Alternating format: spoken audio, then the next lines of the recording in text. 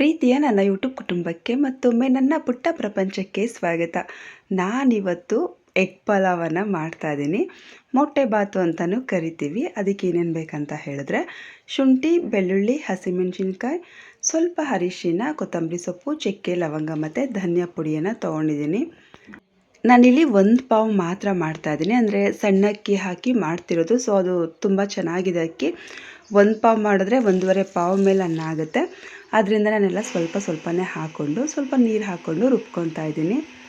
ಹಸಿಮೆಣಸಿನ್ಕಾಯಿ, ಕೊತ್ತಂಬರಿ ಸೊಪ್ಪು ಹಾಕಿರೋದ್ರಿಂದ ಮಸಾಲೆ ಎಲ್ಲ ಗ್ರೀನ್ ಕಲರೇ ಇದೆ. ಮೊಟ್ಟೆಯನ್ನು ಈಗ ಒಂದು ಬೌಲ್ಗೆ ಹಾಕ್ಕೊಂಡಿದ್ದೀನಿ. ಒಂದು 4 ಮೊಟ್ಟೆ ತೊಗೊಂಡಿದ್ದೀನಿ. ಒಗ್ಗರಣೆಗೆ ಪಲಾವ್ ಸ್ಪೈಸಸ್ ಮತ್ತು ಈರುಳ್ಳಿ, ಟೊಮೊಟೊವನ್ನು ತೊಗೊಂಡಿದ್ದೀನಿ. ಮರಾಠಿ ಮೊಗ್ಗು ಮತ್ತು ಅನಾನಸ್ ಹೂ ಏನೂ ಇರಲಿಲ್ಲ. ಸದ್ಯಕ್ಕೆ ಎಷ್ಟಿತ್ತು ಅಷ್ಟನ್ನೇ ತೊಗೊಂಡಿದ್ದೀನಿ.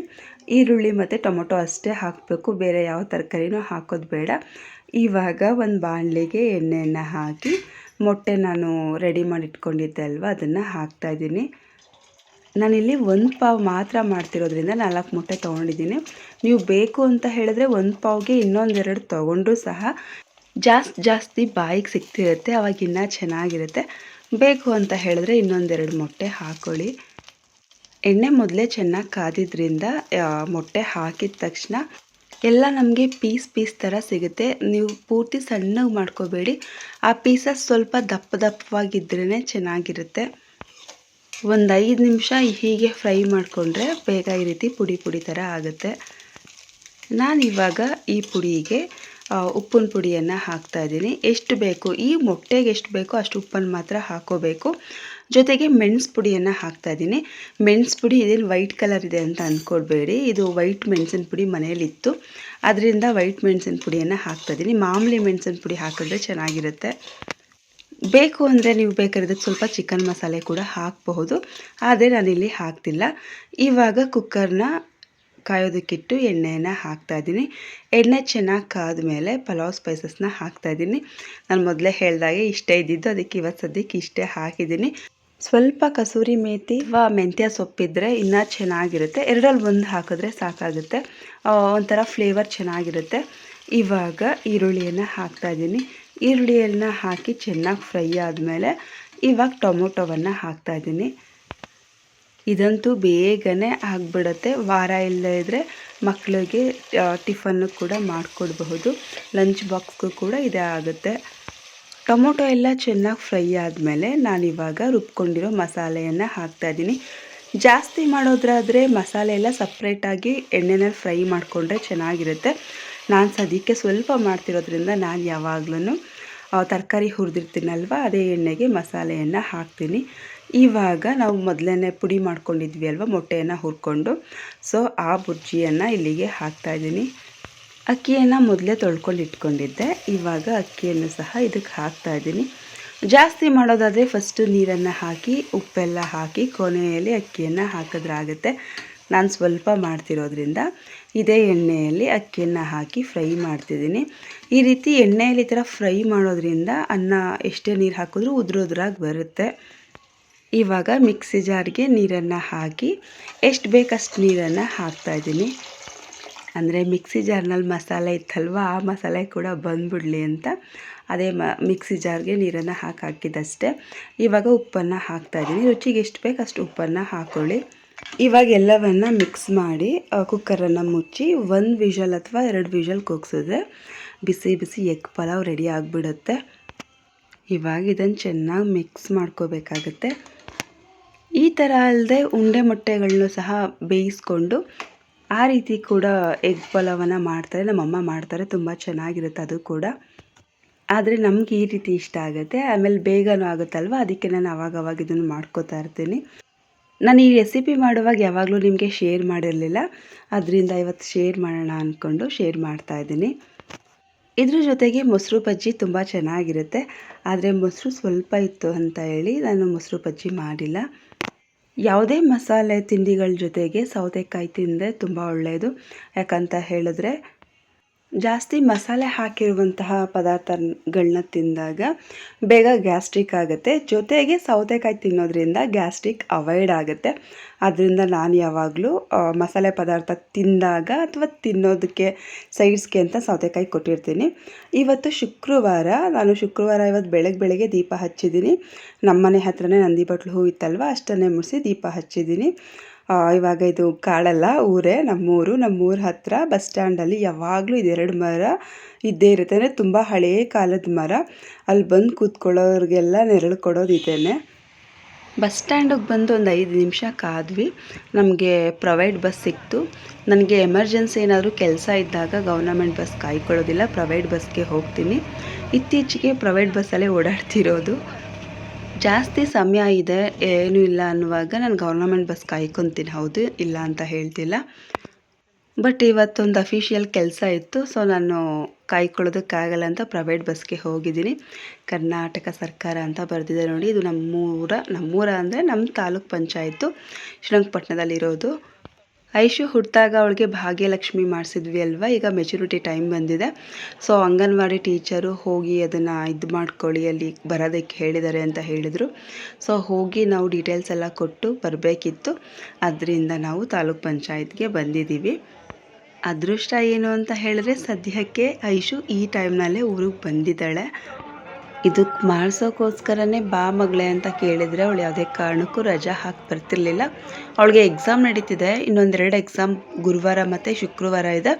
ಸೊ ಬುಧವಾರ ಹೋಗ್ತಿದ್ದಾಳೆ. ಎಕ್ಸಾಮ್ ಮುಗಿಸ್ಕೊಂಡು ಇನ್ನೊಂದು ಯಾವುದೋ ಕ್ಯಾಡ್ ಎಕ್ಸಾಮ್ ಇದೆಯಂತೆ, ಅದನ್ನು ಮುಗಿಸ್ಕೊಂಡು ವಾಪಸ್ ಮತ್ತೆ ಬರ್ತಾಳೆ. ಅವಳು ಅಪರೂಪಕ್ಕೆ ಬಂದಿದ್ದಾಳೆ, ಎಲ್ಲೂ ಹೋಗೋದು ಬೇಡ ಅಂತ ಅಂದ್ಕೊಂಡೆ. ಆದರೆ ಮಧ್ಯ ಒಂದೊಂದು ಸಾವು ಆಗ್ತಾನೆ ಇರುತ್ತೆ.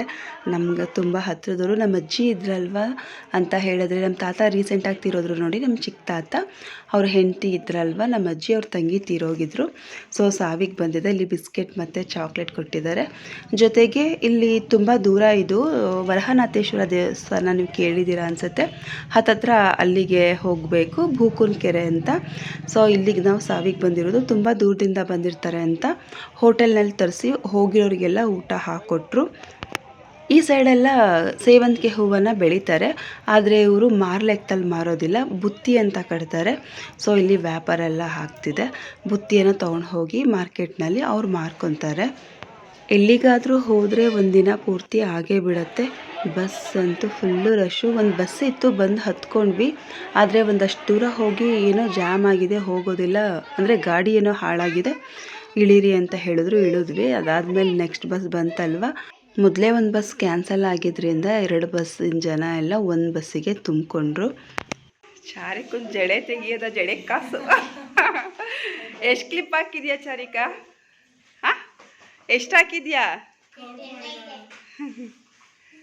ಅವತ್ತು ನಾನು ನಿಮಗೆ ಚಾರಿಕನ್ ಬರ್ತ್ಡೇ ಇದೆ ಅಂತ ಹೇಳಿ ಬೆಳಗ್ಗೆ ರೆಡಿಯಾಗಿ ಬಂದಿದ್ದಾಳೆ ಅಂತ ಹೇಳಿದ್ದೆ. ವಿಶ್ ಮಾಡ್ರ.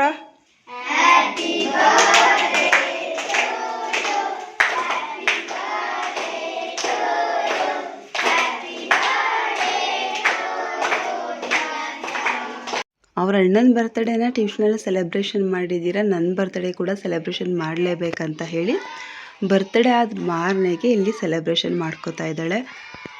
ನೆನ್ನೆ ಕೂಡ ಅವ್ರ ಅಜ್ಜಿ ಊರಿನಲ್ಲಿ ಕೇಕೆಲ್ಲ ಕಟ್ ಮಾಡಿಸಿ ಸೆಲೆಬ್ರೇಷನ್ ಮಾಡ್ಕೊಂಡಿದ್ಲು. ಆದರೆ ಮಕ್ಕಳದೊಂಥರ ಹಠ, ಅಣ್ಣಂದು ಮಾತ್ರ ಮಾಡಿದ್ಯಾ, ನಂದು ಮಾಡಮ್ಮ ಟ್ಯೂಷನಲ್ಲಿ ಅಂತ ಕೇಳ್ಕೊಂಡಿದ್ದಾಳೆ. ನಾನು ಹಾಗೂ ಬೈದೆ, ನಿಮ್ಮ ಅಮ್ಮಂಗೆ ಪಾಪ 2 ಖರ್ಚು ಮಾಡಿಸ್ತೀಯಾ ಅಂತ. ಚಿಕ್ಕವರಿದ್ದಾಗ ಮಕ್ಳಿಗೊಂಥರ ಖುಷಿ, ಬರ್ತ್ಡೇ ಸೆಲೆಬ್ರೇಷನ್ ಮಾಡ್ಕೊಳ್ಳೋದು ಮತ್ತು ಕೇಕ್ ಕಟ್ ಮಾಡೋದು, ಎಲ್ಲರಿಗೂ ಚಾಕ್ಲೇಟ್ಸ್ ಹಂಚೋದೆಲ್ಲ. ನನಗಿವತ್ತು ಸೆಲೆಬ್ರೇಷನ್ ಮಾಡ್ತಾರೆ ಅಂತ ಗೊತ್ತಿರಲಿಲ್ಲ. ನಾನು ಸಂಜೆ ಸ್ನಾನ ಮಾಡ್ಕೊಳ್ಳೋಣ ಅಂತ ಅಂದ್ಕೊಂಡೆ, ಆದರೆ ಸಮಯ ಸಿಗಲೇ ಇಲ್ಲ. ಇವತ್ತು ವಾರ ಮಾಡಬೇಕಿತ್ತು, ವಾರ ಕೂಡ ಮಾಡೋದಕ್ಕಾಗಲಿಲ್ಲ. ಮಕ್ಕಳಿಗೆಲ್ಲ ಎಕ್ಸಾಮ್ ಇದ್ದಿದ್ದರಿಂದ ನಾನು ಹೋಗಿ ಬೇರೆ ಡ್ರೆಸ್ಸು ಹಾಕ್ಕೊಂಡು ಬರೋದಕ್ಕೆ ಟೈಮ್ ಇರಲಿಲ್ಲ. ಸೊ ಆದಷ್ಟು ಬೇಗ ಸೆಲೆಬ್ರೇಷನ್ ಮಾಡಿ ಮುಗಿಸಿದ್ರೆ ಸಾಕನ್ನಂಗೆ ಆಗಿತ್ತು. ಸೊ ಅದರಿಂದಾಗಿ ನಾನು ಅದೇ ಡ್ರೆಸ್ನಲ್ಲಿ, ನಾನು ಯಾವ ಡ್ರೆಸ್ ಹಾಕ್ಕೊಂಡಿದ್ನೋ ಅದೇ ಡ್ರೆಸ್ಸಲ್ಲಿ ಇವಾಗ ಕೇಕನ್ನು ಕಟ್ ಮಾಡಿಸ್ತಾ ಇದ್ದೀವಿ. ನೀವೆಲ್ಲ ಕಥೆಯನ್ನು ಕೇಳೋದಕ್ಕೆ ಕಾತುರದಿಂದ ಕಾಯ್ತಿದ್ದೀರಾ ಅಂತ ಗೊತ್ತು. ಆದರೆ ನನಗೆ ಸಮಯ ಇಲ್ಲ, ನಿಜ ಹೇಳಬೇಕಂದ್ರೆ ನನಗೆ ಕತೆ ಹೇಳೋದಕ್ಕೆ ಸಮಯ ಸಿಕ್ಕಿಲ್ಲ. ಸ್ಕೂಲ್ನಲ್ಲಿ ಪ್ರೋಗ್ರಾಮ್ ಆಗಿತ್ತು, 1-2 ವೀಡಿಯೋ ಇದೆ, ಅದನ್ನು ಎಡಿಟ್ ಮಾಡೋದಕ್ಕೂ ಕೂಡ ನನಗೆ ಸಮಯ ಸಾಕಾಗಿಲ್ಲ. ಹೂವಿನ ಕೆಲಸ ಎಲ್ಲ ಮುಗಿಸಿ ನಾನು ಒಳಗಡೆ ಬರುವಷ್ಟರಲ್ಲೇ ಟೈಮ್ ಆಗಲೇ 12 ಗಂಟೆ ಆಗಿರುತ್ತೆ. ಜೊತೆಗೆ ಮಧ್ಯ ಮಧ್ಯ ಒಂದು ಸಾವು ಅಥವಾ ಫಂಕ್ಷನ್ನು ಏನಾದರೂ ಒಂದಿರುತ್ತೆ.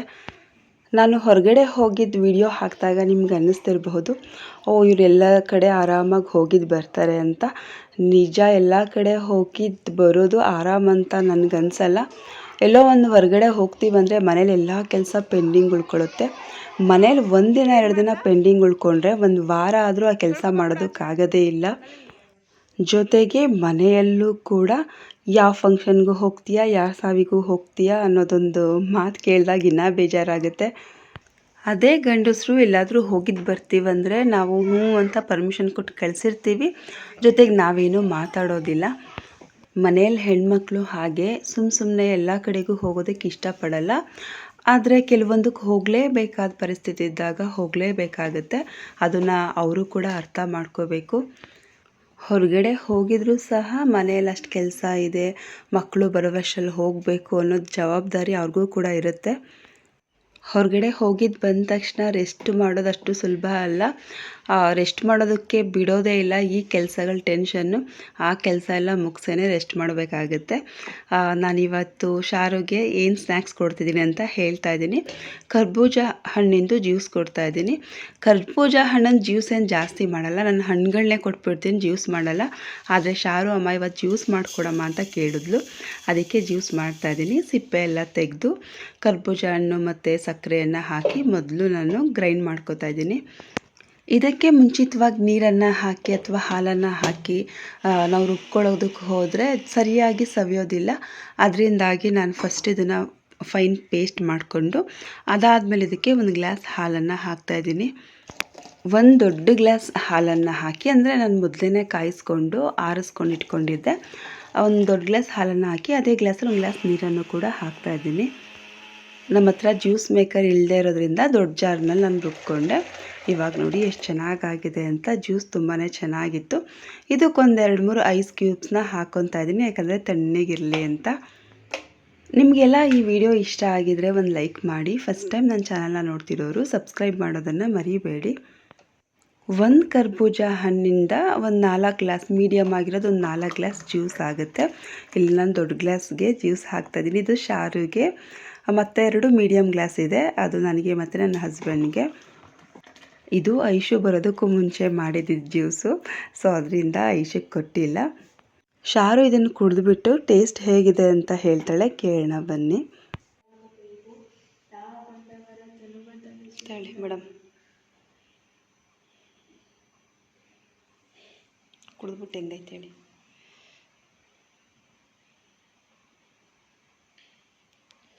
ನಿಜ ಎಕ್ಸಾಮ್ ಇದೆ ಅಲ್ವಾ, ಅದಕ್ಕೆ ಅವಳು ಓದ್ಕೊತಿದ್ಲು. ಇಲ್ಲಿಗೆ ಇವತ್ತಿನ ವ್ಲಾಗ್ ಮುಕ್ತಾಯವಾಗ್ತಿದೆ. ಧನ್ಯವಾದಗಳು.